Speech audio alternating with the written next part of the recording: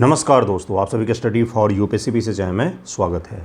जैसा कि सबसे बेहतर मैं आपको दे रहा हूँ, उसी के सीक्वेंस में ये अगला वीडियो होगा। लास्ट टाइम रिवीजन सीरीज़ में अक्टूबर का भी करंट मैं आपको करवा रहा हूँ, सितंबर का भी मैं दूंगा और उससे पहले के करंट अफेयर मैंने पिछले साल के प्रीलिम से पहले करवा दिया था। ठीक है, क्या करना है आपको ध्यानपूर्वक देखना है और सवाल अगर नए लगते हैं तो उसे देख करके बस पढ़ के आगे गुजर जाना है, और अगर पढ़ा हुआ है ऑलरेडी तो उसे आपको क्या करना है, हल भी करना है, आंसर भी निकालना है। ये सारे सवाल के सोर्स क्या हैं, तो इंडियन एक्सप्रेस और द हिंदू जो मैं डेली डिस्कस करवाता हूँ उसी न्यूज़पेपर के सोर्स से एमसीक्यू बनाए गए, हमारे अपने हैं, किसी मैगजीन से इसका कोई लेना देना नहीं है। ठीक है, ध्यानपूर्वक देखिए कहाँ पर ये सब पीडीएफ मिलता है। पेड पीडीएफ में जुड़ जाएंगे तो वहाँ पर सारे आपको अवेलेबल हो जाता है। जन योजना अभियान, पीपुल्स प्लान कैंपेन इसको नाम दिया गया है। भारत सरकार की योजना है। 2025-26 के संदर्भ में कथन पर विचार करें। इसे पंचायती राज मंत्रालय द्वारा ग्राम, ब्लॉक, जिला स्तर पर पंचायत विकास योजनाएं तैयार करने के लिए शुरू किया गया है। पंचायती राज मंत्रालय द्वारा किया गया है क्या? इस प्रक्रिया का मार्गदर्शन पंचायत उन्नति सूचकांक द्वारा किया जाएगा, जिसका मुख्य ध्यान पंचायतों के स्वयं के स्रोत राजस्व में सुधार लाने पर केंद्रित है। अब इस दो स्टेटमेंट में वन लाइनर सवाल अगर मैं बनाऊं तो कम से कम 4 वन लाइनर सवाल मैं बना सकता हूं। इसलिए इस प्रकार के सवाल जब आप हल करते हैं तो वन लाइनर भी आपका तैयार होता जाता है। इसका आंसर क्या हो जाएगा? इसका आंसर हो जाएगा, दोनों ही कथन यहाँ पर सही दिए गए हैं, दोनों कथन सही हैं। पंचायती राज मंत्रालय सबकी योजना सबका विकास, इसका इंग्लिश में भी यही नाम है, के तहत जन योजना अभियान पीपल्स प्लान कैंपेन 2025-26 शुरू किया। इसका उद्देश्य समावेशी विकास योजना तैयार करना है। एसडीजी सतत विकास लक्ष्यों का स्थानीयकरण करना है, लोकलाइजेशन, कि एसडीजी के जो लक्ष्य हैं, सस्टेनेबल डेवलपमेंट के जो लक्ष्य हैं, उसको हम लोग लोकल स्तर पर, पंचायती स्तर पर और लोकल बॉडीज़ के स्तर पर हम किस प्रकार से इम्प्लीमेंट कर सकते हैं। यह प्रक्रिया ई ग्राम स्वराज पोर्टल और पंचायत उन्नति सूचकांक द्वारा निर्देशित होगी, जो पंचायत के स्वयं के स्रोत राजस्व, उनके अपने स्रोत राजस्व होना चाहिए, राजस्व का, इनकम का सोर्स होना चाहिए, और कम्युनिटी पार्टिसिपेशन को बढ़ाने पर बल देगी। तो ये इसका पहला सवाल हो गया। नेक्स्ट सवाल पर चलते हैं। नव्या पहल के बारे में यह सवाल है, ये हमने भी डिस्कस किया था अक्टूबर 2025 में। नव्या पहल या नव्य भी कहते हैं इसको, पहल के बारे में कौन सा कथन गलत दिया हुआ है? 4 यहाँ पर कथन दिए गए हैं, पढ़िए जरा और इसका आंसर निकालिए। इसका आंसर हो जाएगा सी, यहाँ पर गलत है, तो पहले सही वाले को पढ़ लेते हैं। यह कौशल विकास उद्यमिता मंत्रालय, महिला और बाल विकास मंत्रालय का एक संयुक्त प्रयास है। स्किल डेवलपमेंट वाला मंत्रालय और महिलाओं से जुड़ा हुआ जो मंत्रालय है उसको। यह 16 से 18 वर्ष की किशोरियों को, बच्चियों को, 16 से 18 वर्ष की जो युवतियाँ होती हैं, एआई और डिजिटल मार्केटिंग जैसे उभरते क्षेत्र में व्यावसायिक प्रशिक्षण दे करके एम्पावर्ड करना है उनको। यह नीति आयोग द्वारा चिन्हित दूरस्थ कमजोर क्षेत्र के लड़कियों को गैर पारंपरिक कौशल, नॉन ट्रेडिशनल स्किल्स से जोड़ती हैं, जैसे कि क्या हो गया, एआई का स्किल हो गया, डिजिटल मार्केटिंग कैसे करते हैं इसका स्किल हो गया। तो इन सब स्किल से कमज़ोर इलाके के लड़कियों को जोड़ना, ताकि वो क्या हो सकें, ताकि वो पार्टिसिपेशन कर सकें, जॉब हासिल कर सकें। नव्या प्रधानमंत्री कौशल विकास योजना 4.0 के तहत वर्तमान भारत के सभी आकांक्षी जिलों में नहीं बल्कि 9 राज्यों के 9 जिलों में संचालित की जा रही है। इसका भविष्य का लक्ष्य 19 राज्यों, 27 आकांक्षी और पूर्वोत्तर जिलों के 3850 लड़कियों को शामिल करना है। तो नव्या पहल किससे जुड़ा हुआ है? बिल्कुल क्लियर हो गया होगा, एक बार में क्लियर हो गया हो। कैसे याद रहेगा? कुछ नहीं। नव्या पहल किससे जुड़ा हुआ है? नव्या लड़कियों का नाम होता है, तो यंग लड़कियों को हमें ट्रेडिशनल स्किल के जगह पर नए स्किल देना है, जैसे ऑनलाइन मार्केटिंग, एआई, इन सब चीज़ों का स्किल देना है। मंत्रालय कौन सी होगी? महिलाओं से जुड़ी हुई मंत्रालय। तो इस तरह से छोटे छोटे कहानियाँ बना करके याद रख सकते हैं आप। भौतिकी के नोबेल पुरस्कार 2025 के बारे में यहाँ पर 3 स्टेटमेंट दिए गए हैं भाइयों बहनों, इसका सेलेक्ट कीजिए। यह पुरस्कार उन वैज्ञानिकों को दिया गया जिन्होंने दर्शाया कि क्वांटम भौतिकी के प्रभावों को माइक्रोस्कोपिक बड़े स्तर पर कैसे लागू किया जा सकता है। The prize was awarded to scientist who demonstrated how quantum physics effect can be applied at microscopic level. Macroscopic Josephson junction एक ऐसा उपकरण है, क्वांटम टनलिंग का उपयोग करके बिना वोल्टेज के भी एक स्थिर अतिधारा सुपर करंट प्रवाहित होने देता है। क्या इसी कॉन्सेप्ट को लेकर के मिला है क्या? जोसेफ हसन जक्सन इसको कहते हैं। याद कर लेना इसको गुरु, वो सवाल कन्वेंशनल वाला पूछेगा नहीं पता हमें, है ना। ट्रांसमॉन ब्लैक होल का अध्ययन करने के लिए उपयोग किए जाने वाला एक नया खगोलीय उपकरण है। कौन सा इसमें से सही हो जाएगा? देखिए, केवल नाम तक पढ़ करके जाना सही नहीं होता है नोबेल पुरस्कार के बारे में। नाम, अब आजकल तो बीपीएससी पूछते किस देश के रहने वाले हैं, है ना। तो अब क्या काम किया ये नहीं पूछा है उन्होंने अभी तक, तो अब पूछ सकता है वो। तो इसका उत्तर क्या हो जाएगा? इसका उत्तर 1 और 2 यहाँ पर सही है, तीसरा यहाँ पर गलत दिया हुआ, हमें सही ही पूछा गया है। जॉन क्लार्क, मिशेल देवेरेट और जॉन मार्टिनिस को 1980 के दशक में सुपर कंडक्टर उपयोग करके बड़े स्तर पर क्वांटम प्रभावों को नियंत्रित करने के प्रयोग के लिए भौतिकी का नोबेल दिया गया। 1980 में से जो काम कर रहे हैं उस चीज़ को लेकर के उनको दिया गया है। जोसेफसन जक्सन 2 अतिचालक पदार्थों के बीच एक इंसुलेटिंग परत है जहां इलेक्ट्रॉन कूपर जोड़े के रूप में बिना रुकावट के टनलिंग करते एक दूसरे से जुड़ते हैं। कथन 3 गलत है। ट्रांसमॉन ब्लैक होल का उपकरण नहीं बल्कि जॉन मार्टिनिस द्वारा डिजाइन किए गए एक क्यूबिट क्वांटम बिट है जिसका उपयोग आज गूगल और IBM जैसे क्वांटम कंप्यूटरों में किया जा रहा है। तो ट्रांसमॉन हाल ही में चर्चा में रहा, क्या है? तो यह क्यूबिट है, क्वांटम बिट जिसको हम लोग कहते हैं। इसका उपयोग क्वांटम कंप्यूटर बनाने में आज IBM और गूगल जैसी कंपनियों के द्वारा किया जा रहा है। सर क्रीक विवाद चर्चा में था। भूराजनीतिक इतिहास और भूगोल के संदर्भ में विचार कीजिए। 96 किलोमीटर लंबा एक ज्वारीय चैनल है जो गुजरात और पाकिस्तान के सिंध प्रांत की सीमा पर स्थित है। सर क्रीक, भारत का दावा है कि अंतर्राष्ट्रीय कानून के अनुसार सीमा क्रीक के मध्य से गुजरनी चाहिए, जबकि पाकिस्तान इसे अपनी पूर्वी तट रेखा पर मानता है। 1968 के दशक में राष्ट्रीय न्यायाधिकरण ने कच्छ के रण का 90% हिस्सा पाकिस्तान को और 10% हिस्सा भारत को आवंटित किया था। कौन से सही हैं? इसमें से 4 ऑप्शन हैं यहाँ पर, निकालिए इसका उत्तर क्या हो जाएगा। ऐसे सवाल तो यूपीएससी में भी पूछा जाता है भाइयों बहनों। तो यूपीएससी की भी अगर आप तैयारी कर रहे हो अगले साल के लिए तो इन सब का प्रैक्टिस करना चाहिए आपको। क्या हो जाएगा इसका आंसर? इसका आंसर हो जाएगा बी। 1 और 2 यहाँ पर सही दिया हुआ है, तीसरा गलत दिया हुआ है। तीसरा गलत इसलिए है कि 1968 में अंतर्राष्ट्रीय न्यायाधिकरण ने भारत के पक्ष में 90% रन का दावा बरकरार रखा, न कि पाकिस्तान के पक्ष में, तो इसलिए यह तीसरा जो है गलत दिया हुआ था, उल्टा लिखा हुआ था। हाल ही में चर्चा में रही L-17 गन और ऑपरेशन सिंदूर के संबंध में कथनों में से कौन सा सत्य दिया हुआ है? L-17 गन ये चर्चा में रहा था जिसके बारे में सवाल पूछा जा रहा है। सत्य कथन का चयन करना है। 4 स्टेटमेंट हैं यहाँ पर, उनमें से सत्य का कथन का चयन कीजिए। 5 का आंसर क्या हो जाएगा?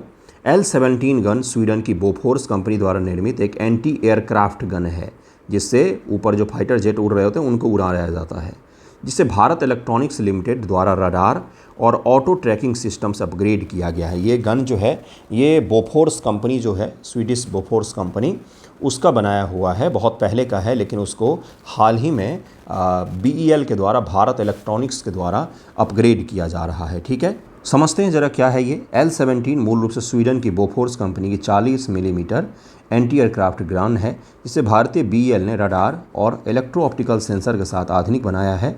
ऑपरेशन सिंदूर चीन के खिलाफ नहीं बल्कि पाकिस्तान के खिलाफ चलाया गया था, जहां इसी L-17 गन ने पाकिस्तानी ड्रोन हमलों को सफलतापूर्वक नाकाम किया था, तो बड़ा उपयोगी रहा था ये।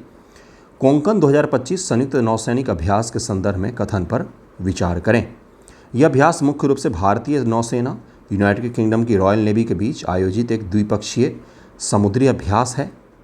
इस वर्ष के संस्करण में पहली बार जापान और नॉर्वे की नौसेनाओं ने भी अपनी संपत्तियों के साथ भाग लिया है। क्या हो जाएगा इसका आंसर? क्या हो जाएगा पूछ रहा है, सही कथन कौन से हो जाएंगे? तो दोनों यहाँ पर सही दिए हुए हैं। कोंकण 2025 भारत UK के बीच एक प्रमुख द्विपक्षीय नौसैनिक अभ्यास है। भारत के वेस्टर्न कोस्ट पर आयोजित किया जाता है। इंडियन जो नेतृत्व है स्वदेशी विमान वाहक पोत INS विक्रांत MiG-29 के साथ में किया है, जबकि UK का नेतृत्व HMS प्रिंस ऑफ वेल्स जहाज है उनका उसने किया। इस संस्करण की सबसे बड़ी खास बात थी कि पहली बार जापान JSOK बोनो जहाज और नॉर्वे का HNOMS रोल्ड अमुंडसेन जहाज ने भी इसमें भाग लिया। तो 2 देशों को ने भाग लिया, नॉर्वे और जापान। उनके जहाज का नाम नहीं भी याद रहेगा तो भी आप कर सकते हैं इसको हल। इसका आंसर सी हो जाएगा। वन अधिकार अधिनियम 2006 और इसके कार्यान्वयन की स्थिति के संदर्भ में कौन सा कथन गलत दिया हुआ है? इस अधिनियम के तहत किसी व्यक्ति या समुदाय को अधिकार प्राप्त करने के लिए 13 दिसंबर 2005 से पहले कम से कम 3 पीढ़ियों 75 वर्ष से वन पर निर्भर होना आवश्यक है। व्यक्तिगत वन अधिकार अधिनियम के तहत अधिकतम 4 हेक्टेयर तक की वन भूमि पर स्वामित्व दिया जा सकता है जो पहले से खेती में उपयोग की जा रही हो। अधिकारों की पहचान निर्धारण की प्रक्रिया आरंभ करने पर कानूनी प्राधिकार संबंधित राज्य के जिला कलेक्टर के पास में होता है। जिला कलेक्टर के पास अनुमति देने का अधिकार होता है क्या? हाल ही में जनजातीय कार्य मंत्रालय द्वारा की गई समीक्षा के अनुसार दावों की कुछ पेंडेंसी के मामले में तेलंगाना राज्य में सबसे अधिक लंबित मामले दर्ज किए गए हैं। इसी के कारण हमने इसे पढ़ा था। इसका सी यहाँ पर गलत दिया हुआ है, सी गलत दिया हुआ है क्योंकि FRA 2026 के तहत व्यक्तिगत और सामुदायिक वन अधिकार की पहचान और निर्धारण, रिकॉग्नाइज करना और उसको तय करना, प्रक्रिया आरंभ करने का प्रारंभिक प्राधिकार ग्राम सभा के पास में होता है, न कि जिला कलेक्टर के पास में। तो ग्राम सभा को कई सारी शक्तियां दी गई थी इसके तहत में, यही इसकी खासियत है। इसको जरूर याद रखिएगा। इसका आंसर क्या हो जाएगा? इसका आंसर सी हो जाएगा। अगला सवाल है कि अंतर्राष्ट्रीय प्रशासनिक विज्ञान संस्थान नया वैश्विक शासन सूचकांक के संदर्भ में कथन पर विचार करें। पहला स्टेटमेंट देखिए क्या है कि भारत ने पहली बार ब्रुसेल्स स्थित IIAS की अध्यक्षता हासिल की है। 25 से 28 की अवधि के लिए अध्यक्ष चुना गया है। भारत ने VDAM जैसे मौजूदा पश्चिमी सूचकांक को समर्थन किया है। उन्हीं के आधार पर एक नया धारणा आधारित शासन सूचकांक विकसित करने का प्रस्ताव रखा है। शासन गवर्नेंस इंडेक्स विकसित करने का प्रस्ताव भी रखा है भारत ने, और भारत इसकी IIAS जो है ब्रुसेल्स स्थित, इसकी अध्यक्षता भी कर रहा है क्या? यही पूछा जा रहा है। तो केवल 1 इंच का आंसर हो जाएगा, दूसरा यहाँ पर सही नहीं है। भारत DARPG ने पहली बार 61.7% मत प्राप्त करके IIAS की अध्यक्षता 25 से 28 की हासिल की है। कथन 2 गलत है।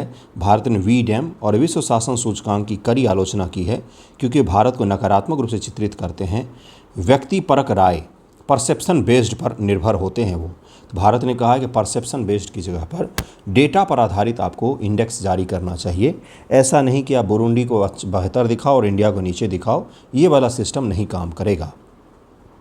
ग्लोबल गवर्नेंस इंडेक्स विकसित करने की भारत की पहल है जो धारणा आधारित मापन को कम करेगा और ऑब्जेक्टिव डेटा पर जोर देगा कि डेटा देखो कि कौन कैसा परफॉर्म कर रहा है, उसके आधार पर आप रैंकिंग को जारी करो शासन की। ये नहीं कि परसेप्शन क्या है लोगों में, उसके आधार पर जारी करो। ठीक है। स्टेबल कॉइन और क्रिप्टो करेंसी के विनियम के संदर्भ में कथनों पर विचार करें। स्टेबल कॉइन्स ऐसी क्रिप्टो करेंसी है जिसका उद्देश्य अमेरिकी डॉलर या सोने जैसी पारंपरिक संपत्तियों से जुड़कर स्थिर मूल्य बनाए रखना है। स्टेबल कॉइन्स, भारत ने स्टेबल कॉइन्स को आधिकारिक तौर पर कानूनी निविदा के रूप में मान्यता दे दी है। इन्हें कर के दायरे से बाहर रखा है। क्या भारत ने स्टेबल कॉइन जो बिटकॉइन है, एक जिस प्रकार से बिटकॉइन आपने सुना होगा अलग अलग, उसी प्रकार से स्टेबल कॉइन एक बिटकॉइन है। ठीक है। अमेरिका ने हाल ही में भुगतान स्टेबल कॉइन के लिए एक औपचारिक विनियामक ढांचा स्थापित करने हेतु जीनियस अधिनियम, जीनियस एक्ट पर हस्ताक्षर किया है। तो क्या हो जाएगा इसका आंसर? स्टेबल कॉइन से जुड़ा हुआ 1 और 3 तो यहाँ पर सही है, दूसरा गलत है। भारत ने इसको कोई मान्यता नहीं दी है। पाकिस्तान ने इसको मान्यता दे दी थी क्योंकि वो उनके शासन के हाथों में बैठे हुए हैं। स्टेबल कॉइन जैसे टीथर और USD कॉइन बिटकॉइन जैसे अस्थिर क्रिप्टो करेंसी के विपरीत मूल्य स्थिरता प्रदान करते हैं। ये एक स्थिरता प्रदान करते हैं। बिटकॉइन बहुत ऊपर नीचे होता रहता है, लेकिन स्टेबल कॉइन का नाम ही इसीलिए रखा गया है क्योंकि ये थोड़ा सा स्थिरता प्रदान करते हैं। अमेरिका ने इन्हें रेगुलेट करने के लिए जीनियस अधिनियम पारित किया है। वर्तमान भारत में स्टेबल कॉइन को मान्यता नहीं देता है। भारत में सभी क्रिप्टो करेंसी को आयकर अधिनियम के तहत वर्चुअल डिजिटल एसेट्स माना जाता है। उन पर टैक्स लगाया जाता है, लेकिन आधिकारिक विकल्प central bank digital currency, digital रुपया है, न कि बिटकॉइन है। ठीक है। तो बिटकॉइन पर भारत सरकार टैक्स लगाती है वर्चुअल एसेट्स के रूप में, लेकिन उसको मान्यता नहीं देती है। केंद्रीय उपभोक्ता संरक्षण अधिनियम के विधिक ढांचे शक्तियों के संबंध में कौन सा कथन सत्य दिया हुआ है? तो इसका आंसर हो जाएगा सी। इसकी स्थापना उपभोक्ता संरक्षण अधिनियम 2019 की धारा 10 के तहत की गई। यह उत्पादों को वापस बुलाने, स्वतः संज्ञान जांच करने के लिए व्यापक शक्तियां रखता है। इसकी स्थापना की गई थी। क्या नाम है इसका? उपभोक्ता संरक्षण प्राधिकरण। CCPA की स्थापना उपभोक्ता संरक्षण अधिनियम 2019 की धारा 10 के तहत की गई। यह उपभोक्ता मामलों के विभाग डिपार्टमेंट ऑफ कंज्यूमर अफेयर्स के अधीन कार्य करता है। इसके पास धारा 18 के तहत स्वतः संज्ञान लेने, उत्पाद को वापस बुलाने, भ्रामक विज्ञापन के लिए 10 लाख रुपए, दोहराव पर 50 लाख रुपए तक का भारी जुर्माना लगाने की शक्ति है। कई सारे दृष्टि IAS जैसे कोचिंग पर इसने, इसी के संदर्भ में हमने पढ़ा था, दृष्टि IAS और बहुत सारे कोचिंग थे जिन पर इसने भारी भरकम जुर्माना लगाया था, क्योंकि अतिशयोक्तिपूर्ण वो प्रचार प्रसार कर रहे थे कि हमारे यहाँ से IAS बने हैं तो हमारे यहाँ से IAS बने हैं। यूनेस्को के वर्चुअल म्यूजियम के संदर्भ में कथन पर विचार करें। Virtual museum by UNESCO virtual museum, यह एक डिजिटल प्लेटफॉर्म है जिसे चोरी हुई सांस्कृतिक वस्तुओं, जैसे भारत के छत्तीसगढ़ से चोरी हुई 9वीं सदी की ब्रह्मा और नटराज की मूर्तियों की ट्रैकिंग वापसी की दिशा में एक कदम के रूप में लॉन्च किया गया है। चोरी हुई सांस्कृतिक वस्तुओं की ट्रैकिंग और वापसी के लिए इसको लॉन्च किया गया, ये पूछा जा रहा है। इस संग्रहालय का डेटाबेस तैयार करने में यूनेस्को ने इंटरपोल के साथ सहयोग करके बनाया है, तो इसका आंसर C हो जाएगा।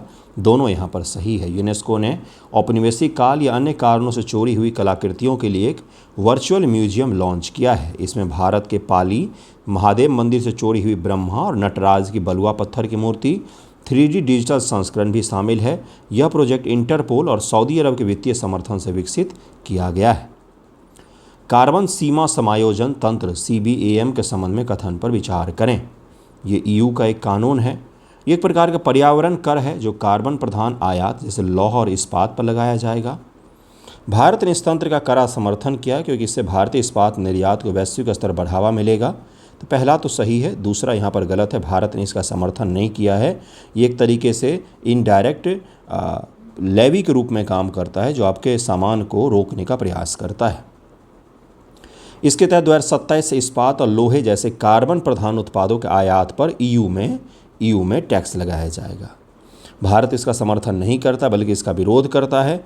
भारत इसे पर्यावरण संरक्षणवाद का नाम देता है, इन्वायरमेंटल प्रोटेक्शनिज्म का नाम देता है, क्योंकि इससे दुनिया के दूसरे सबसे बड़े इस्पात उत्पादक से भारत के निर्यात की लागत बढ़ जाएगी और निर्यात बुरी तरह प्रभावित हो सकती है। मध्य पूर्व के लिए प्रस्तावित गाजा शांति योजना और हालिया कूटनीतिक संदर्भ में कौन सा कथन गलत है? यहाँ पर गलत पूछा है तो C गलत हो जाएगी। शांति योजना के लिए हमास को गाजा के भविष्य के शासन प्रत्यक्ष रूप से 50% भागीदारी दी गई, ये गलत दिया हुआ है। यहाँ पर अमेरिका द्वारा प्रस्तावित शांति योजना के अनुसार गाजा पर अस्थायी शासन के लिए गैर राजनीतिक फिलिस्तीन समिति गठन किया जाएगा। गजा के शासन और पुनर्निर्माण की निगरानी के डोनाल्ड ट्रंप के नेतृत्व में बोर्ड ऑफ पीस भी बना दिया गया है। भारत ने इस मुद्दे पर मिस्र में होने वाले शांति शिखर सम्मेलन में भाग लेने के राज्य मंत्री कीर्तिवर्धन सिंह को अपना प्रतिनिधि नियुक्त किया था। तो ये तीनों फैक्ट को याद रखेंगे। नेक्स्ट टॉपिक पर हम लोग चलते हैं। वर्ष 2025 का साहित्य का नोबेल पुरस्कार निम्नलिखित में से किस लेखक को प्रदान किया गया है? 2025 का तो लाज़लो कांजन, बड़ा अद्भुत सा नाम है, लाज़लो क्रासजना-होरकाइन का नाम है। इनको प्रदान किया गया है साहित्य का, लिटरेचर का नोबेल। 2025 का साहित्य का नोबेल पुरस्कार हंगरी के उपन्यासकार और पटकथा लेखक को प्रदान किया गया है। उनकी रचनाएं उत्तर आधुनिक, पोस्ट मॉडर्न, डायस्टोपियन और दार्शनिक गहनता वाली होती हैं। उनके प्रसिद्ध रचनाओं में सेंटागो और द मेलेकॉली ऑफ रेजिडेंट्स शामिल है, तो रेसिस्टेंस शामिल है। इनको याद रखिएगा, ये दो किताबों के बारे में पूछ सकता है। सेंटा टैंगो और द मेलेंकॉली ऑफ रेजिस्टेंस, ये किसकी किताबें हैं? तो हंगरी के लेखक महोदय हैं, बड़ा सा जिनका नाम है, उन्हीं की किताबें हैं और इनको इस बार का नोबेल साहित्य पुरस्कार 2025 से सम्मानित किया गया है। अंटार्कटिका में भारत के वैज्ञानिक अनुसंधान स्टेशन के संदर्भ में कथन पर विचार करें। भारत सरकार ने हाल ही में अंटार्कटिका में अपने चौथे अनुसंधान स्टेशन मैत्री-2 के निर्माण को मंजूरी दी है, जो पूर्वी अंटार्कटिका में स्थित होगा। भारत का अंटार्कटिका मिशन का संचालन समन्वय national centre for polar and ocean research द्वारा किया जाता है। क्या हो जाएगा इसका आंसर? मैत्री-2 बना रही है क्या भारत सरकार? दोनों सही है, यहाँ पर बिल्कुल सही दिया हुआ है। 2000 करोड़ रुपये के बजट के साथ पूर्वी अंटार्कटिका में अपने नए स्टेशन मैत्री-2 की मंजूरी दी है, जिसे जनवरी 2029 तक तैयार होने की उम्मीद है। इससे पहले गंगोत्री 83, मैत्री 89, भारती 2012 स्टेशन स्थापित हो चुका है। NCPOR इसका काम संभालता और मंत्रालय पृथ्वी विज्ञान मंत्रालय है। राष्ट्रीय रेड लिस्ट और IUCN वर्गीकरण के संदर्भ में कथन पर विचार करें। Bharat Kunming Montreal global biodiversity framework के प्रति अपनी प्रतिबद्धता के तहत 11,000 प्रजातियों के विलुप्त जोखिम का मूल्यांकन कर रहा है। IUCN के अनुसार किसी प्रजाति को गंभीर रूप से संकटग्रस्त तब माना जाता है जब 10 वर्षों में 3 पीढ़ियां या उसकी आबादी में 80 से 90% की गिरावट आई हो। छोटा सा स्टेटमेंट है दूसरा, यहाँ पर इंग्लिश नहीं लिखा रहता तो काफ़ी छोटे छोटे स्टेटमेंट होते ये, आपको बड़े इसलिए दिख रहे क्योंकि बाइलिंगुअल है स्टेटमेंट लिखा हुआ। क्या हो जाएगा इसको उत्तर? छठे का आंसर हो जाएगा सी। दोनों कथन यहाँ पर सही दिया हुआ है, दोनों को याद कर लीजिएगा। भारत पहली बार 11,000 प्रजाति, 7,000 वनस्पति, 4,000 जीव को राष्ट्रीय रेड लिस्ट तैयार कर रहा है। इनकी एक राष्ट्रीय नेशनल हम अपना रेड लिस्ट तैयार करें। दिसंबर 2022 में अपनाए गए कुनमिंग मॉन्ट्रियल फ्रेमवर्क के अनुरूप यह लिस्ट तैयार किया जा रहा है। IUCN के मानदंडों के अनुसार गंभीर रूप से संकटग्रस्त के लिए आबादी में 80 से 90% की कमी, बंगाल टाइगर के कुपू क्षेत्र संकटग्रस्त के लिए 50 से 70% की कमी और संवेदनशील के लिए 30 से 50% की कमी जो होती है, उदाहरण के लिए भारतीय गैंडा, इनको IUCN इस प्रकार से नामांकन करता है। क्रिटिकली एंडेंजर्ड और वल्नरेबल में इस प्रकार से किया जाता है। महिलाओं के लिए मासिक धर्म अवकाश नीति लागू करने वाला भारत का पहला राज्य कौन सा था जिसने 1992 में इस संबंध में नियम बनाए थे? तो यह पहला राज्य अपना बिहार था, जिसने 1992 में महिलाओं के मासिक धर्म के दौरान छुट्टी का प्रावधान बनाया था। बिहार भारत का पहला राज्य था जिसने 2 जनवरी 1992 को मासिक धर्म अवकाश नीति शुरू की थी, जिसके तहत महिला कर्मचारियों को हर महीने 2 दिनों का 100 वेतन अवकाश दिया जाता था। हाल ही में कर्नाटक कैबिनेट ने भी सरकारी और निजी क्षेत्र के महिलाओं के लिए प्रति माह 1 दिवसीय 100 वेतन मासिक धर्म अवकाश नीति को मंजूरी दी है। अब कर्नाटक ने दिया है 1 दिनों की छुट्टी का 100 वेतन। 1992 में बिहार सरकार ने 2 दिनों की छुट्टी 100 वेतन मंजूरी दी थी महिलाओं के लिए। तो ये काफ़ी प्रोग्रेसिव कदम था हमारा बहुत पहले। नेक्स्ट सवाल है, ऊर्जा संक्रमण पर हाल ही में जारी एम्बर रिपोर्ट के निष्कर्षों के संबंध में निम्नलिखित कथनों में से कौन सा गलत है? एम्बर रिपोर्ट किससे जुड़ा हुआ है? तो एनर्जी ट्रांजिशन से जुड़ा हुआ है, ये भी आप याद रख सकते हैं। गलत पूछा है तो गलत पर डायरेक्ट चलते हैं। दूसरा गलत है, रिपोर्ट के अनुसार चीन में कोयले के उपयोग में आई कमी मुख्य रूप से मौसमी और अस्थायी है, ये यहाँ पर गलत दिया हुआ है। वर्ष 2024 की पहली छमाही में वैश्विक स्तर पर पहली बार नवीकरणीय ऊर्जा ने बिजली उत्पादन में कोयले को पीछे छोड़ दिया है, पहली बार ऐसा हुआ है। वैश्विक सोलर बिजली उत्पादन हुई तीव्र वृद्धि। अब भारत की कुल वार्षिक बिजली मांग के लगभग में 2131 TWh हो गई है। भारत की कुल स्थायी बिजली क्षमता भी कोयले का हिस्सा लगभग 50% है, तो बिल्कुल सही दिया हुआ है, बिल्कुल सही दिया हुआ है। A, C, D सही है, B यहाँ पर गलत है। चीन में इसलिए कमी आई है क्योंकि उसने स्ट्रक्चरल और संरचनात्मक बहुत बड़े स्तर पर रिफॉर्म किए हैं। बाकी फैक्ट तो आपको मैंने बता ही दिए हैं। जून 2025 के अंत तक भारत की विदेशी ऋण की स्थिति और संरचना के संदर्भ में कथन पर विचार करें। जून 2025 भारत की कुल विदेशी ऋण बढ़कर के 747.2 बिलियन अमेरिकी डॉलर हो गया है। ऋण GDP अनुपात 18.9% है। क्या है सही है ये? भारत के विदेशी ऋण में सबसे बड़ा मुद्रा हिस्सा 53.8% अमेरिकी डॉलर का है। क्षेत्रवार विवरण में सरकार और वित्तीय संस्थाएं सबसे आगे हैं ऋण लेने के मामले में। 9 का आंसर क्या हो जाएगा? केवल पहला सही है, दूसरा यहाँ पर गलत दिया हुआ है। RBI के अनुसार भारत का विदेशी ऋण इतना डॉलर पहुँच गया है। इसका विदेशी ऋण GDP अनुपात 18.9% है, जो एक मध्यम और अस्थायी स्तर है।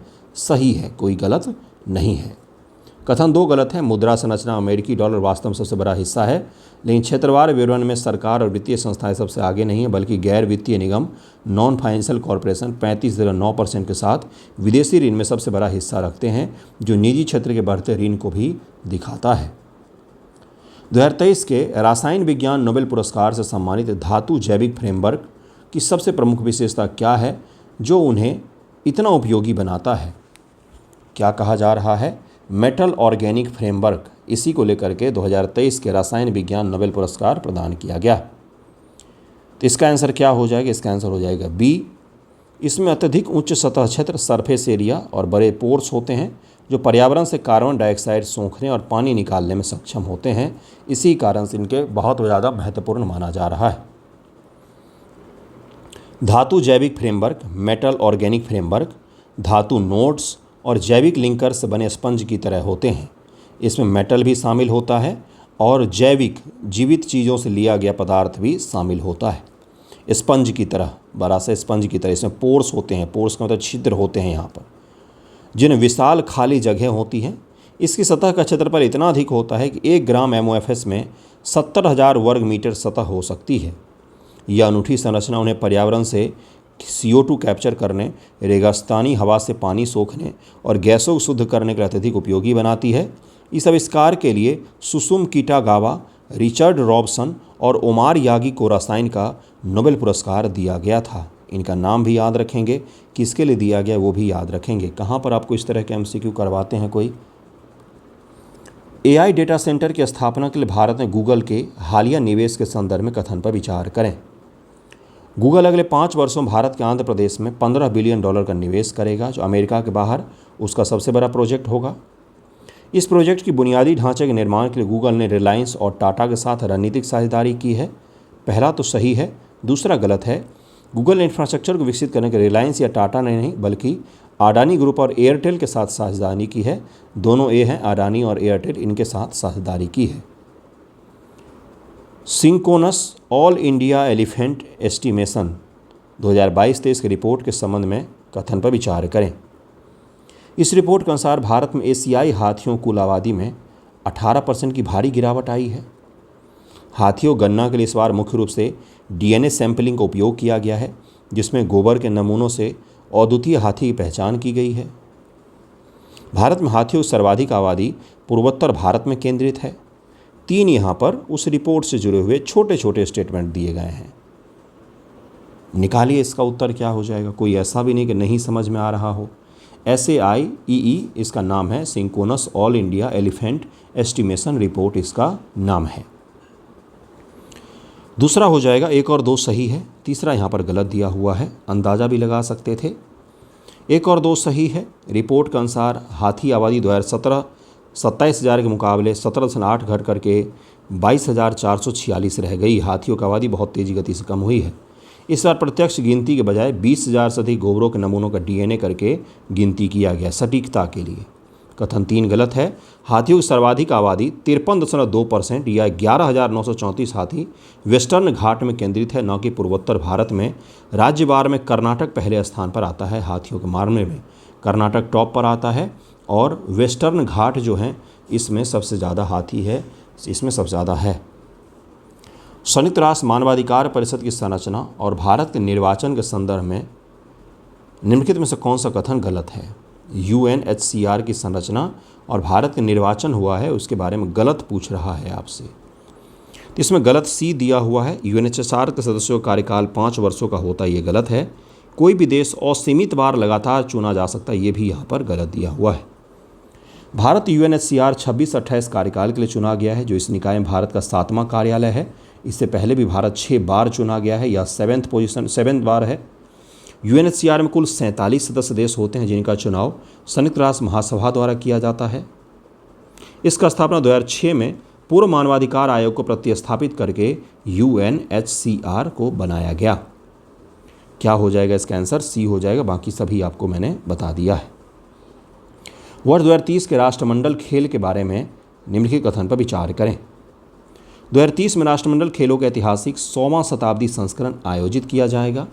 100वां शताब्दी संस्करण 2030 में राष्ट्रमंडल खेल महासंघ ने नाइजीरिया के अबूजा को पछाड़कर गुजरात के अहमदाबाद को 2030 के खेलों के लिए प्रस्तावित मेजबान के रूप में अनुशंसित किया है कि भाई हम अहमदाबाद में करवाएंगे, और अबूजा जो नाइजीरिया की नई कैपिटल है उसको पीछे छोड़ा है उन्होंने। क्या हो जाएगा? तो दोनों कथन यहाँ पर बिल्कुल सही दिए गए हैं। राष्ट्रमंडल खेल 1930 शुरू हुआ था, इसे 2030 इसका शताब्दी वर्ष होगा। कार्यकारी बोर्ड ने बुनियादी ढांचे की ताकत को देखते हुए नाइजीरिया के अबूजा के बजाय अहमदाबाद को प्रस्तावित किया गया है। भारत इसे 2036 के ओलंपिक के दावों का अभ्यास मान रहा है, पूर्वाभ्यास, कि हम 2036 में ओलंपिक भी करवा सकते हैं। रेयर अर्थ एलिमेंट के भू राजनीतिक महत्व और भारत की नीतियों के संदर्भ में कौन सा कथन सत्य दिया हुआ है? दुर्लभ मृदा धातुओं के समूह में कुल 17 तत्व शामिल होते हैं। 15 लैंथेनाइड्स, स्कैंडियम और याट्रियम। क्या ये सही है? जो इलेक्ट्रॉनिक्स और रक्षा तकनीक के लिए आवश्यक है, क्या ये सही है? भारत में REE यानी कि रेयर अर्थ एलिमेंट्स का खनन और प्रसंस्करण पूरी तरह से निजी के अधीन है, जिसमें सरकार का कोई एकाधिकार नहीं है। तो पहला तो सही हो जाएगा, दूसरा यहाँ पर बिल्कुल ही गलत दिया हुआ है। REE 17 का तत्वों का समूह है जो उच्च तापमान, super conductivity, EV Motors, missile guidance से महत्वपूर्ण होते हैं। कथन 2 यहाँ पर गलत है। भारत में मोनाजाइट जैसे प्राथमिक खनिजों पर राज्य का एकाधिकार है। मोनाजाइट के अलावा बाकी चीज़ों पर कोई एकाधिकार नहीं है, इसमें सब शामिल है। इसका खनन प्रसंस्करण मुख्य सार्वजनिक क्षेत्र की इकाई इंडियन रेयर अर्थ लिमिटेड द्वारा किया जाता है, जो परमाणु ऊर्जा विभाग का अधीन है। वर्तमान में चीन वैश्विक REE प्रसंस्करण का 90% नियंत्रित करता है। अंतर्राष्ट्रीय प्राकृतिक संरक्षण संघ IUCN के प्रजाति उत्तरजीविता आयोग स्पीसीज सर्वाइवल कमीशन का चेयरमैन बनने वाले प्रथम एशियाई व्यक्ति कौन है? इस संस्था के जो स्पीसीज सर्वाइवल कमीशन है, इस संस्था के तहत में उसका चेयरमैन पहली बार कोई एशियाई व्यक्ति बना है, तो उनका नाम पूछ रहा है आपसे। इसका आंसर हो जाएगा C, विवेक मेनन साहब को नियुक्त किया गया है। Wild life trust of India के संस्थापक विवेक मेनन को अबू धाबी में, ये भी याद रखेंगे, आयोजित IUCN वर्ल्ड कांग्रेस के दौरान प्रजाति उत्तरजीविता आयोग स्पीसीज सर्वाइवल कमीशन का नया चेयरमैन चुना गया है। वह इस पद पर आसीन होने वाले पहले एशियाई हैं। SSC वह प्रमुख विशेषज्ञ निकाय है जो IUCN की रेड लिस्ट को तैयार करने का काम इसी SSC के द्वारा किया जाता है, स्पीसीज सर्वाइवल कमीशन के द्वारा। और विवेक मेनन साहब को पहली बार कोई एशियाई है जिसको नियुक्त किया गया है। विवेक मेनन जो हैं ये wild life trust of India के संस्थापक हैं। दारुल उलूम देवबंद आंदोलन क्यों पढ़ा था हमने? क्योंकि तालिबान के विदेश मंत्री की भारत यात्रा हुई थी और उस दौरान वो दारुल उलूम जो है अपने सहारनपुर में, उत्तर प्रदेश में, वहाँ की इन्होंने यात्रा भी की थी। तो दारुल उलूम देवबंद के इतिहास और विचारधारा के संबंध में कथनों पर विचार करें। इस आंदोलन की स्थापना 1866 में हुई। इसका मुख्य उद्देश्य भारत में ब्रिटिश शासन का समर्थन करना तथा पश्चिमी शिक्षा को अपनाना था। यह पारंपरिक सुन्नी इस्लाम हनफी विधि शास्त्र का पालन करता है। धार्मिक नवाचार विदअह का कड़ा विरोध करता है। धार्मिक नवाचार का विरोध करता है क्या यह? इसका आंसर हो जाएगा कौन सा सही है? दूसरा यहाँ पर सही है, पहला यहाँ पर गलत दिया हुआ है। 1866 में मौलाना मोहम्मद कासिम नौनतवी और राशिद अहमद गंगोही द्वारा स्थापित यह मदरसा कट्टरतापूर्वक औपनिवेशिक विरोधी था, अंग्रेजी सरकार का विरोधी था। इसने ब्रिटिश शासन का कड़ा विरोध किया था। धर्मनिरपेक्ष पश्चिमी ज्ञान को अस्वीकार करते हुए इस्लामिक पहचान को संरक्षित करने पर भी इसने बल दिया था। पश्चिमी ज्ञान को आगे बढ़ाते हुए इस्लामिक पहचान को भी संरक्षित करने पर इसने बल दिया था। पश्चिमी ज्ञान को अस्वीकार किया था इसने। कथन 2 सही है। देवबंद आंदोलन सुन्नी इस्लाम और हनफी विधि शास्त्र पर आधारित है जो तौहीद एकेश्वरवाद पर जोर देता है। धार्मिक नवाचार बिदअह का विरोध करता है। अफगानिस्तान के तालिबान के विदेश मंत्री ने ऐतिहासिक मदरसे का दौरा किया था, इसके कारण से यह चर्चा में था। भारत के स्वदेशी हल्के लड़ाकू विमान LCA तेजस MK-1A की तकनीकी विशेषज्ञताओं के संदर्भ में कौन सा कथन गलत दिया हुआ है? यह विमान पूर्णतः स्वदेशी कावेरी इंजन द्वारा संचालित होता है, ये गलत है। ये एक single engine multi role 4.5 generation का फाइटर जेट है। यह मैक 1.6 की अधिकतम गति तक उड़ान भरने में सक्षम है। इसे हिंदुस्तान एरोनॉटिक्स लिमिटेड द्वारा विकसित और निर्मित किया गया है। ये बिल्कुल सही दिया हुआ है। रक्षा मंत्री ने HAL नासिक में इसकी नई असेंबली लाइन का उद्घाटन किया था, जिसके कारण से हमने इसे पढ़ा था। इसमें इंजन कौन सा यूज होता है? तो GE F404 IN-20 इंजन जो है अमेरिकी मूल का, उसको उपयोग किया जाता है। गोरखालैंड राज्य के दर्जे की मांग और हालिया सरकारी पहलों के संदर्भ में कथन पर विचार करें। केंद्र सरकार ने गोरखा समुदाय के मुद्दों अस्थायी राजनीतिक समाधान के लिए पूर्व डिप्टी NAS पंकज कुमार सिंह, हमारे डिप्टी नेशनल सिक्योरिटी एडवाइजर हैं पंकज कुमार सिंह को वार्ताकार नियुक्त किया। क्या ये सही है? गोरखालैंड को लेकर के गोरखालैंड आंदोलन के मुख्य मांग में से एक 11 गोरखा उपजनजाति को ST का दर्जा दिलाना है। 9 का आंसर क्या हो जाएगा? C हो जाएगा। दोनों कथन यहाँ पर सही दिए गए हैं। पंकज जी का नाम भी याद रखिएगा, ये पूछ सकता है। ओरल रिहाइड्रेशन सॉल्यूशन ORS के वैज्ञानिक फॉर्मूले और उपयोग के संबंध में कौन सा कथन सत्य है? ORS के बारे में भी हमने पढ़ा था, तो इसका आंसर सी हो जाएगा। प्रमाणिक ORS के घोल प्रति 13.5 gram glucose, sodium chloride, potassium chloride, sodium citrate का एक निश्चित अनुपात होता है, ये यहाँ पर सही दिया हुआ है। प्रमाणिक ORS जिसे डायरिया से होने वाली मौत को 13% तक कम किया है, एक फिक्स्ड फार्मूला है, जिसे पानी के साथ 13.5 ग्राम ग्लूकोज, नमक 2.6 ग्राम, पोटेशियम क्लोराइड 1.5 ग्राम, साइट्रेट 2.9 ग्राम होता है। अन्य विकल्प गलत दिया हुआ है। ORS का आविष्कार 1960 में भारत में हुआ था। भारतीय चिकित्सक डॉक्टर दिलीप महालनोबिस द्वारा किया गया था, जिसका सफल प्रयोग 1971 के बांग्लादेश युद्ध में शरणार्थियों पर किया गया, क्योंकि उस समय में बहुत बड़े स्तर पर डायरिया फैला हुआ था खराब पानी के कारण से। तो दिलीप को जो थे उन्होंने ही खुद से बनाया था, इसको नमक पानी के घोल से बनाया था शुरुआत में। डॉक्टर शिवरंजनी संतोष की मुहिम ने उजागर किया कि बाजार के मीठे फ्लेवर्ड ड्रिंक्स जिसमें अतिरिक्त चीनी होता है, वे आंतों में पानी वापस खींच लेते हैं और डायरिया को बिगाड़ देते हैं, और इसके कारण से भारत सरकार ने बहुत बड़े स्तर पर बहुत सारे ORS ब्रांड को भारत के मार्केट से बाहर कर दिया और उनको लेबल लगाने को मजबूर किया कि आप ORS नहीं है ये लिखिए। तो इसी कारण से अक्टूबर में चर्चा में था, जिसमें ये पता चला कि नकली और ख़राब ORS मार्केट में बिक रहा है। तो उसी के कारण से हमने इस टॉपिक को पढ़ा था, और इन डॉक्टर की मदद से ही हमने इस चीज़ को समझा कि ये गलत ORS मार्केट में बिक रहा है बहुत सारा। उच्च शिक्षा विज्ञान के क्षेत्र में ब्रेन ड्रेन को रोकने और ब्रेन गेन को बढ़ावा देने की भारत सरकार द्वारा प्रस्तावित नई योजना का मुख्य विशेषता क्या है? इसकी मुख्य विशेषता है, यह योजना 12-14 प्राथमिकता वाले STEM क्षेत्रों में काम कर रहे विदेशी भारतीय स्टार फैकल्टी शोधकर्ताओं को भारत लौटने के लिए एक बड़ा वित्तीय सेटअप ग्रांट प्रदान करती है कि आप भारत आइए, हम आपको सब कुछ देंगे। यहाँ पर 25 से 32 करोड़ रुपए का भारी भरकर सेटअप देंगे, आप रिसर्च कीजिए, यहीं पर रहिए। अमेरिका में उच्च शिक्षा अकादमिक स्वतंत्रता पर करे होते नियम के बीच भारत सरकार ने विदेशी भारतीय शोधकर्ताओं को वापस लाने के लिए नई योजना तैयार की है।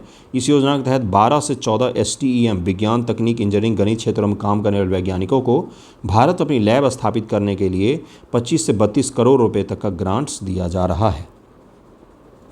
द्वितीय अंतर्राष्ट्रीय भारत 6G संगोष्ठी 6G भारत 6G विजन के बारे में कथन पर विचार करें। इंटरनेशनल इंडिया 6G संगोष्ठी के बारे में आपको विचार करना है। इसका आयोजन इंडिया मोबाइल कांग्रेस 2025 के दौरान दूरसंचार विभाग और COAI द्वारा संयुक्त रूप से किया गया था। 6G पर नई दिल्ली घोषणा के तहत 6G नेटवर्क के 5 मूल सिद्धांत निर्धारित किए गए, जिनमें 6G को एक वैश्विक सार्वजनिक संपदा के रूप में विकसित करना शामिल है। भारत सरकार द्वारा स्थापित भारत 6G अलायंस पूर्णतः एक सरकारी अनुसंधान विंग है, रिसर्च विंग है, जिसमें निजी कंपनियों का स्टार्टअप का भागीदारी प्रतिबंधित है। 1 और 2 तो सही हो जाएगा, तीसरा यहाँ पर गलत दिया हुआ है। क्या है मामला, उसको ज़रा समझिए।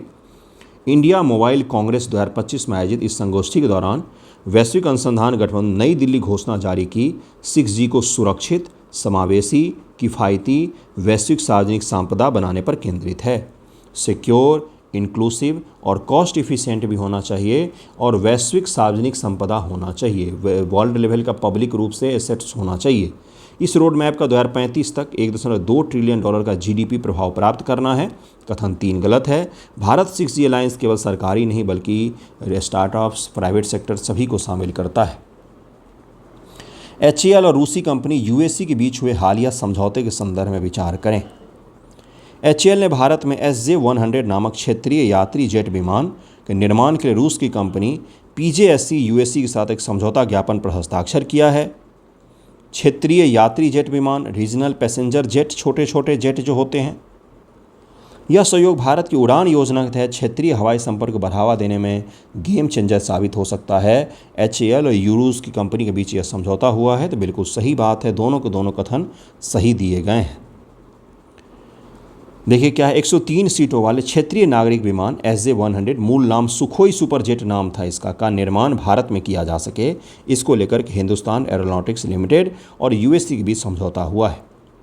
ये भारत में निर्मित होने वाला पहला पूर्ण नागरिक जेट विमान होगा, जो Tier 2 3 शहरों को जोड़ने वाले उड़ान योजना के अंतर्गत उपयुक्त होगा। यह समझौता अमेरिकी प्रतिबंध के बावजूद भारत रूस के ऐतिहासिक संबंध 1960 के दशक में MiG-21 का निर्माण निरंतरता को दिखाता है। हम अमेरिका के साथ संबंध तो हैं हमारे, लेकिन हम रूस को नहीं छोड़ रहे हैं, ये हमारी खासियत है। मेट्रोलॉजी के अंतर्गत हरिकेन या उष्णकटिबंधीय चक्रवात की विशेषता के संबंध में कौन सा कथन गलत है, क्योंकि सुपर हरिकेन पिछले साल आया था। इसका निर्माण केवल ऐसे उष्णकटिबंधीय क्षेत्रों में होता है जहां महासागर की सतह का तापमान 27 डिग्री सी से अधिक होता है। गलत पूछा है तो डायरेक्ट गलत पर हम लोग चलते हैं। इसका सी गलत दिया हुआ है यहाँ पर। जब किसी उष्णकटिबंधीय तूफान की गति 74 मील प्रति घंटा तक पहुंच जाती तो उसे आधिकारिक तौर पर चक्रवात या हरिकेन कहते हैं। 120 किलोमीटर पर आवर जब हो जाता है तो हरिकेन की कैटेगरी 5 सबसे विनाशकारी होती है, जिसमें हवा की गति 157 मील प्रति घंटा या उससे अधिक होती है। इसका आंसर हो जाएगा सी गलत है, बाकी सभी के सभी सही दिए हुए हैं। सफ़ीर सिम्पसन स्केल वर्षा की मात्रा पर नहीं बल्कि हवा की गति पर आधारित होता है। यहाँ पर सी क्यों गलत था, तो सफ़ीर सिम्पसन स्केल मुख्य रूप से वर्षा की मात्रा पर आधारित होता है, ये गलत है, ये गलत है। सफ़ीर सिम्पसन स्केल वर्षा की मात्रा पर नहीं हवा की गति पर निर्धारित होता है। हाल ही में चर्चा में रहा सफ़ीर सिम्पसन स्केल क्या है, तो इसके बारे में बता सकते हैं। हमने क्यों पढ़ा था, क्योंकि अमेरिका में सुपर साइक्लोन आया था, जिसके कारण से हमने इसे पढ़ा था। चौथा प्रश्न है, अगला सवाल है कि 22वें आसियान भारत शिखर सम्मेलन और आसियान संगठन के संदर्भ में कथन पर विचार करें। 22वें आसियान भारत शिखर सम्मेलन का आयोजन मलेशिया की राजधानी कुआलालंपुर में किया गया, जिसमें पीएम मोदी ने व्यक्तिगत रूप से भाग लिया था। क्या पीएम गए थे हमारे भाग लेने कुआलालंपुर, मलेशिया? भारत ने इस सम्मेलन के दौरान आसियान के नवीनतम और 11वें सदस्य देश तिमोर लेस्ते का स्वागत किया। 11वां सदस्य बना है आसियान का। 10 तो आपको पहले से पता होगा, 11वां तिमोर लेस्ते बना है क्या? भारत 1996 से आसियान क्षेत्रीय मंच का एक सक्रिय भागीदार देश रहा है। इसका 2 और 3 तो सही है, पहला यहाँ पर गलत दिया हुआ है। कुआलालंपुर में आयोजित आसियान शिखर सम्मेलन में पीएम मोदी दीपावली उत्सव घरेलू व्यस्तता के कारण व्यक्तिगत रूप से नहीं जा पाए थे। उन्होंने 26 अक्टूबर को वर्चुअल माध्यम से भाग लिया, जबकि ईस्ट एशिया समिट में भारत का नेतृत्व पीएम विदेश मंत्री एस जयशंकर ने किया था। कथन 2 और 3 सही है। तिमोर लेस्ते इसका नया मेंबर बना है, ये आप ज़रूर याद रखिएगा। ऑस्ट्रेलिया के ठीक उत्तर में तिमोर लेस्ते है, एक छोटा सा देश है। भारत आसियान आर्थिक बुनियादी ढांचा संपर्क India ASEAN economic infrastructure connectivity के संदर्भ में युग्म पर विचार करें। सवाल देखिए क्या है, ध्यान थोड़ा सा भटक जाए तो पानी वानी पी करके देखना। आपको तो केवल देखना है, मुझे तो बोलना दिखाना दोनों है ना। भारत म्यांमार थाईलैंड त्रिपक्षीय राजमार्ग मोरेह को माई सोत थाईलैंड से जोड़ता है। Kaladan multi modal project Myanmar में सितवे बंदरगाह को भारत म्यांमार सीमा से जोड़ता है। पूर्व पश्चिम आर्थिक गलियारा भारत का लाओस, कंबोडिया, वियतनाम तक प्रस्तावित सड़क विस्तार है। क्या हो जाएगा इसका आंसर 5 का? इसका आंसर हो जाएगा सभी। तीनों यहाँ पर सही दिए गए हैं, तीनों यहाँ पर सही दिया हुआ, इसको याद रखना है, तीनों के तीनों सही दिया हुआ है। त्रिपक्षीय जो राजमार्ग है ये भारत से म्यांमार और म्यांमार से थाईलैंड तक यह विस्तारित है। नेक्स्ट सवाल है कि पश्चिम एशिया में श्रम सुधारों के तहत चर्चा में रही काफला प्रणाली का प्राथमिक संबंध किससे है? What is the primary context of the काफला सिस्टम, ये पूछा जा रहा है। तो इसका आंसर बी हो जाएगा। एक विदेश श्रम प्रायोजन मॉडल जिसके तहत नियोक्ता एम्प्लॉयर प्रवासी श्रमिकों की वीज़ा निवास की विधिक जिम्मेदारी लेता था, इसी से जुड़ा हुआ एक काफला सऊदी अरब ने इसको ख़त्म कर दिया है। काफला प्रणाली खाड़ी देशों में विवादास्पद श्रम प्रायोजन व्यवस्था थी, जिसमें स्थानीय नियोक्ता कफील जिसको कहते हैं, जो एम्प्लॉयर होता है, जो हायर करता है, श्रमिक के पासपोर्ट जब्त करने, नौकरी बदलने पर रोक लगाने की असीमित शक्तियां प्राप्त हैं, जिसे मानवाधिकार समूह आधुनिक दास्ता कहते थे। हाल ही में कतर के बाद सऊदी अरब ने विजन 2030 के तहत में पूरी तरह समाप्त कर एक नई अनुबंध आधारित पारदर्शी प्रणाली शुरू की है, जिससे वहां रहने वाले 26 लाख से अधिक भारतीय प्रवासियों को सीधे लाभ मिला है। हाल ही में जम्मू कश्मीर के श्रीनगर चश्मा शाही में स्थापित गुलदाउदी उद्यान के संदर्भ में कथनों पर विचार करें। गुलदाउदी उद्यान स्थापित किया गया है। यह कश्मीर का पहला गुलदाउदी उद्यान है, जिसे ट्यूलिप सीजन के बाद पर्यटक की निरंतरता बनाए रखने के लिए जबरवान पर्वत और डल झील के बीच स्थापित किया गया है। गुलदाउदी एस्टेरेसी परिवार का एक पौधा है, जिसे क्वीन ऑफ द ईस्ट भी कहा जाता है। यह जापान का राष्ट्रीय पुष्प है। इसका आंसर हो जाएगा सी। दोनों सही है। कश्मीर का पहला है, ये भी याद रखिएगा। जम्मू कश्मीर प्रशासन ने पर्यटन सत्र को वसंत ऋतु से आगे बढ़ाने के लिए चश्मा शाही में इस नए गुलदाउदी उद्यान गुले दाऊद की शुरुआत की है। ये ट्यूलिप गार्डन के पास ही स्थित है। सजावटी व्यावसायिक पौधा है जो अच्छी जल निकासी वाले लाल दोमट मिट्टी में 20 से 28 डिग्री तापमान में भी अच्छी तरह से फलता फूलता है। वैश्विक बहुआयामी गरीबी सूचकांक 2025 की गणना पद्धति के संदर्भ में कथन पर विचार करें। वैश्विक यह सूचकांक गरीबी के 3 मुख्य आयाम स्वास्थ्य, शिक्षा, जीवन स्तर पर आधारित है। ये 10 विशिष्ट संकेतकों में विभाजित किया गया है। 10 इसके क्या हैं? स्पेसिफिक इंडिकेटर्स हैं जिसमें इसको विभाजित किया गया है। गणना में 3 मुख्य आयाम को 1/3 का समान भारांश प्रदान किया गया है। इसमें 3 मेजर इंडिकेटर्स हैं, उनको 1/3, 1/3, 1/3 दिया गया है। जीवन स्तर आयाम के अंतर्गत अब एक जो है इसमें से लिविंग स्टैंडर्ड है, उस आयाम के अंतर्गत उसके भीतर आने वाले 6 संकेतकों का व्यक्तिगत भारांश 1/18 होता है। तो इसका आंसर हो जाएगा डी। तीनों कथन यहाँ पर सही दिया हुआ है। हाल ही में जारी वैश्विक बहुआयामी गरीबी सूचकांक 2025 रिपोर्ट के मुख्य विषय वस्तु वैश्विक निष्कर्ष के संबंध में कथन पर विचार करें। ये हमने अक्टूबर में पढ़ा था और यूपीएससी 2026 में ये सवाल पूछा गया है। इस वर्ष की रिपोर्ट का शीर्षक overlapping hardship, poverty and climate hazards है, जो पहली बार गरीबी के साथ जलवायु खतरों, बाढ़, सूखा का अंतर संबंध का आकलन करती है। रिपोर्ट के अनुसार भारत में बहुआयामी गरीबी की दर 2005-06 के 55.1% से घट करके 16.4% रह गई है। तो 9 का आंसर क्या हो जाएगा? इसका आंसर हो जाएगा सी। दोनों कथन यहाँ पर सही दिए गए हैं। समाजशास्त्र मनोविज्ञान के अंतर्गत चर्चित 6 पॉकेट सिंड्रोम कथन पर विचार करें। यह शब्द मूल रूप से चीन की वन चाइल्ड पॉलिसी के दौर से उपजा है। उस स्थिति को दर्शाता है जहां एक इकलौता बच्चा 6 वयस्क माता पिता, 4 ग्रैंड पेरेंट्स के अत्यधिक लाड़ प्यार और संसाधनों का केंद्र बन जाता है। वन चाइल्ड पॉलिसी से उपजा हुआ है। 6 पॉकेट सिंड्रोम है ना, माता पिता और 4 ग्रैंड पेरेंट्स जो हैं, नाना नानी, दादा दादी, इन सब के बीच में एक बच्चा इकलौता सबसे लाडला बन जाता है। ये चर्चा में था बच्चों के बीच में हिंसात्मक व्यवहार, जिसके बाद से हमने इसका अध्ययन किया था।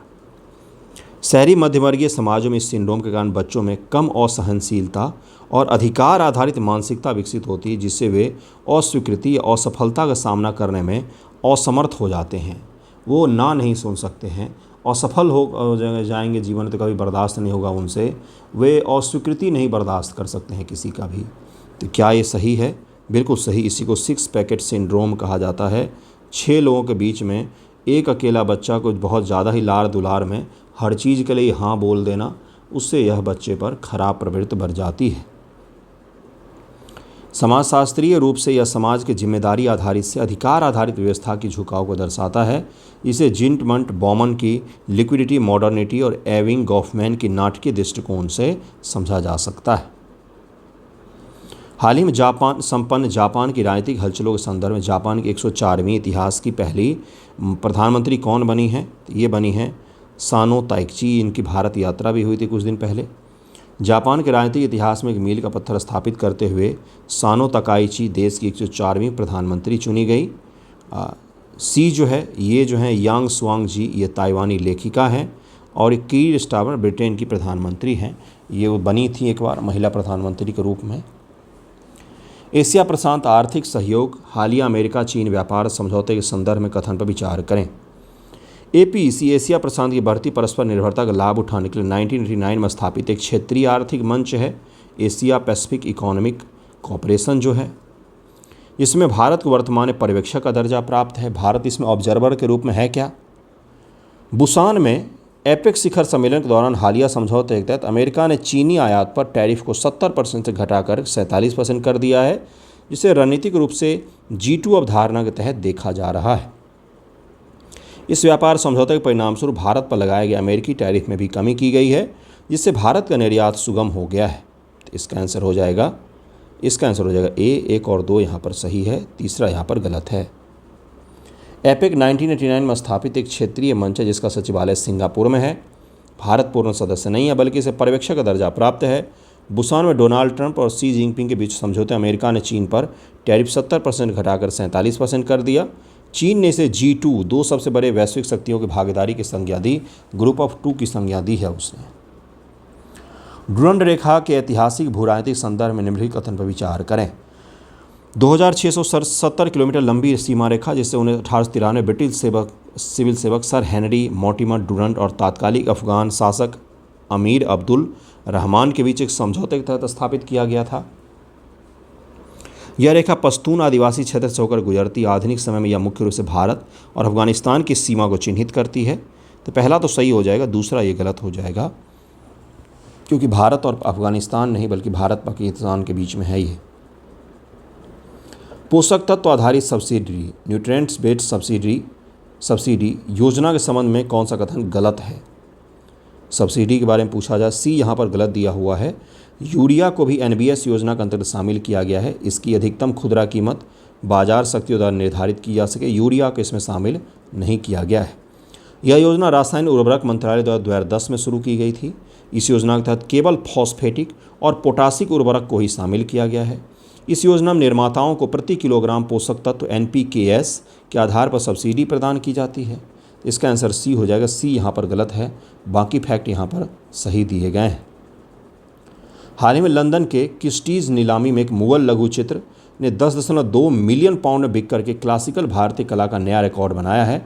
यह प्रसिद्ध चित्र चीता परिवार का दृश्य मुगल सम्राट अकबर के किस मास्टर चित्रकार द्वारा बनाया गया था?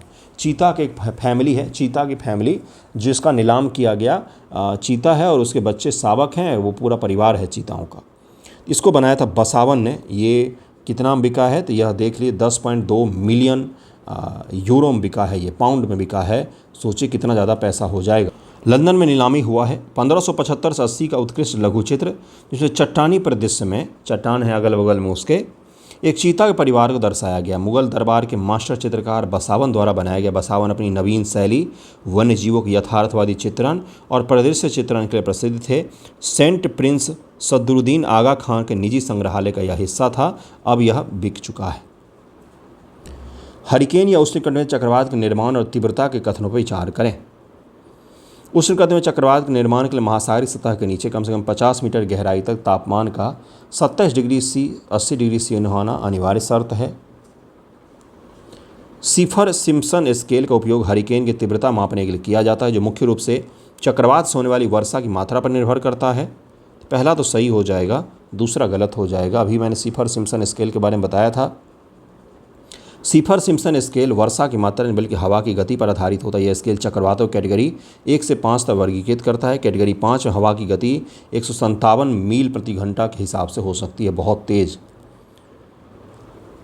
लास्ट सवाल की ओर आ रहे हैं हम लोग बस। भारतीय समुद्री सप्ताह 2025 का अवसर प्रधानमंत्री के संबोधन घोषित पहलों के संदर्भ में कौन सा सत्य दिया हुआ है? प्रधानमंत्री ने मुंबई में आयोजित इस कार्यक्रम में 2.2 लाख करोड़ की परियोजनाओं का शुभारंभ किया। जहाज निर्माण को भारत की शीर्ष प्राथमिकता घोषित किया है। मुंबई के NCO ग्राउंड में आयोजित समुद्री नेताओं के समागम मैरीटाइम लीडर्स कॉन्क्लेव में PM मोदी ने शिपिंग और जहाज निर्माण क्षेत्र को बढ़ावा देने के लिए 2.2 लाख करोड़ की परियोजनाओं का शुभारंभ किया। कहाँ पर आयोजित हुआ ये जरूर याद रखिएगा। 2016 में शुरू हुआ यह आयोजन अब एक वैश्विक शिखर सम्मेलन बन गया है। 85 देशों ने भाग लिया। इसमें वैश्विक निवेशकों भारत के विकास मॉडल विश्वास को दर्शाता है। ये क्या नाम था इसका? इसका नाम था भारतीय समुद्री सप्ताह। 2016 से हमने शुरू किया हुआ है। अब इसमें 85 वैश्विक देशों ने भाग लिया, तो सोचिए कितना बड़ा हो गया। और यही लास्ट सवाल है। PM श्री योजना और इसके हालिया कार्यान्वयन विवाद के संदर्भ में कथन पर विचार करें। केंद्रीय क्षेत्र की योजना है जिसमें पूरे देश के सभी राज्यों के लिए 100% धन केंद्र सरकार द्वारा प्रदान किया जाता है। केरल सरकार इस योजना को लागू करने पर रोक लगा दी है, क्योंकि ये सवाल अब इरेलेवेंट हो जाएगा। इस योजना के तहत स्कूलों के चयन चैलेंज मोड में किया जाता है। ये मैं कितनी बार करा चुका हूँ। केरल गवर्नमेंट कांग्रेस की अब सरकार बनी है, तमिलनाडु और बाकी जगहों पर इसको शायद इम्प्लीमेंट किया जाए। पश्चिम बंगाल में भी किया जाएगा। PM श्री योजना 100% केंद्र पोषित नहीं है, बल्कि एक केंद्र समर्थित सेंट्रली स्पॉन्सर्ड स्कीम है। इसमें केंद्र और सामान्य राज्यों के वित्त पोषण 60-40 का होता है और विशेष राज्यों के 90-10 का। 2 और 3 सही है। 2022 में शुरू की इस योजना भाग लेने के राज्यों के एक समझौता ज्ञापन पर हस्ताक्षर करना है। मुख्यमंत्री ने कहा था कि हम इस पर साइन नहीं करेंगे। और बस यही चीज़ है। इसमें स्कूलों का चयन 3 चरणीय चैलेंज पद्धति के आधार पर किया जाता है और उस स्कूल को मॉडल स्कूल के तौर पर डेवलप किया जाता है और उससे ताकि उस इलाके के बाकी सभी स्कूल जो हैं वो सीख सकें। हर ब्लॉक स्तर पर एक स्कूल इस तरह का बनाना है। मैंने आपको अक्टूबर का करंट अफेयर करवा दिया है 55 मिनट के वीडियो में। कैसा लगा है वीडियो ज़रूर बताइएगा। थैंक यू सो मच आप सभी का वीडियो देखने के लिए।